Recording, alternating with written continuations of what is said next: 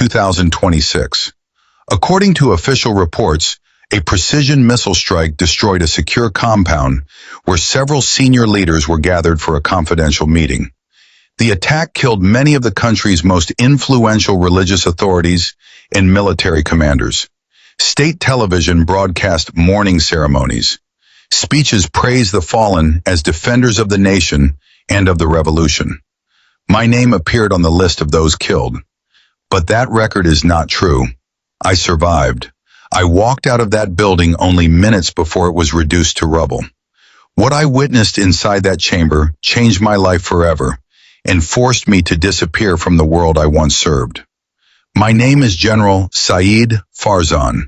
For more than 30 years, I served the Islamic Republic as a military commander. I participated in regional operations, strategic planning, and security coordination across several fronts in the Middle East. Until that day, my loyalty to the system and its religious ideology was absolute. Everything changed in a single moment. Early years. I was born in Tehran in 1967, during the turbulent years that followed the Islamic Revolution. My family supported the revolutionary government, and from childhood I was taught that our nation had a divine responsibility to defend Islam and protect the revolution. When war broke out between Iran and Iraq, I joined the armed forces as a young recruit. Those years shaped my worldview. War hardened us all. Over time, I advanced through the ranks of the military. I moved from battlefield operations to strategic command responsibilities. Eventually, I became part of the leadership structure within the Islamic Revolutionary Guard Corps. By my late 50s, I was regularly involved in meetings with senior political and religious authorities. If you are getting value from this testimony, kindly subscribe to this channel and hit the like button so I can continue to create you more stories like this of events happening around the world. Also share this video with your friends and loved ones so you be blessed, and God will definitely count you among his chosen saints, saved and ready for his glorious kingdom. The leadership crisis. In early 2026, the country faced a profound crisis. A series of attacks had eliminated several high-ranking officials, including the nation's supreme religious authority. The sudden power vacuum created intense pressure among political and clerical elites to quickly select a successor.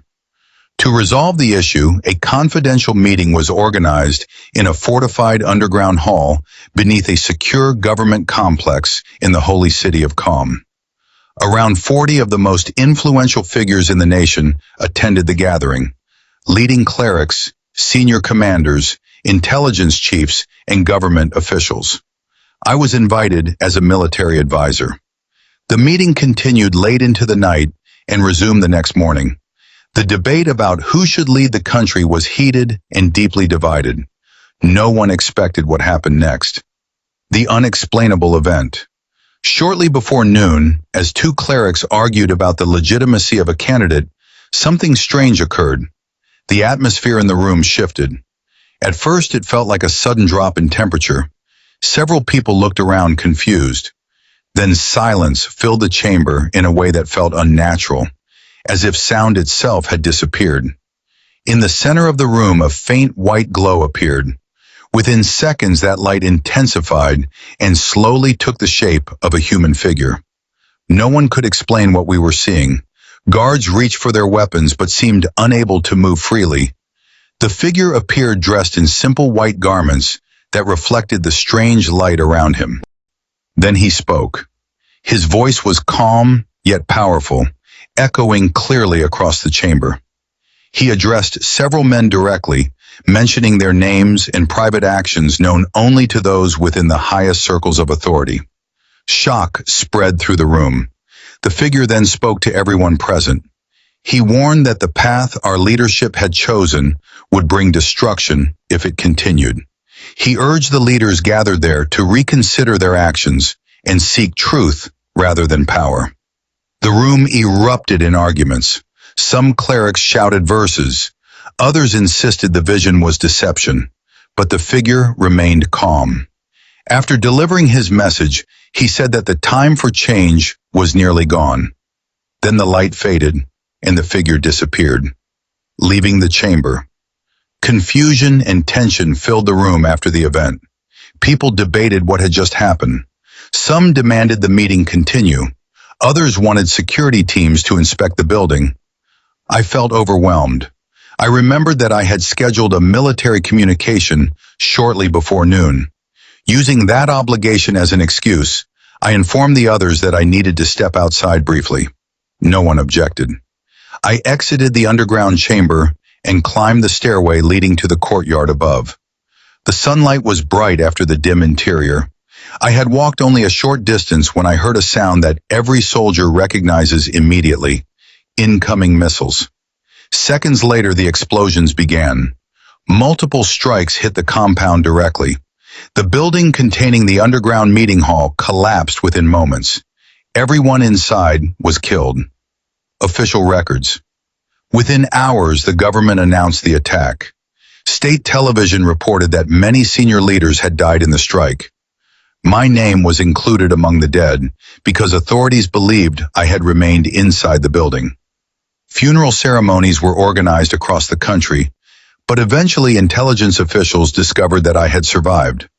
That discovery raised uncomfortable questions. Why had I left the room moments before the strike? How had I chosen that exact moment to step outside? I was interrogated repeatedly. Each time I repeated the same explanation.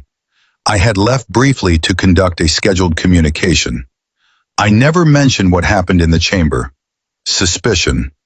Months later, I learned that certain powerful figures within the system believed my survival could not be coincidence. Some suspected I had been warned about the attack in advance. Others believed I knew information that could damage the leadership. Quiet discussions began about eliminating the risk. The solution would appear accidental. Fortunately, a trusted colleague warned me. Within days, my wife and I left Iran and disappeared. Life after death. Today I live in a country whose name I cannot reveal. According to official Iranian records, General Saeed Farzan died on April 7, 2026. That identity no longer exists. I lost my homeland, my rank, and the life I had built. But I survived, and I cannot forget what happened in that underground chamber in Qom. Whether others believe my testimony or not, I know what I saw. That moment changed the course of my life forever. And if something ever happens to me again, this account will remain as the only record of what truly occurred that day. If you are getting value from this testimony, kindly subscribe to this channel and hit the like button so I can continue to create you more stories like this of events happening around the world. Also share this video with your friends and loved ones so you be blessed, and God will definitely count you among his chosen saints, saved and ready for his glorious kingdom.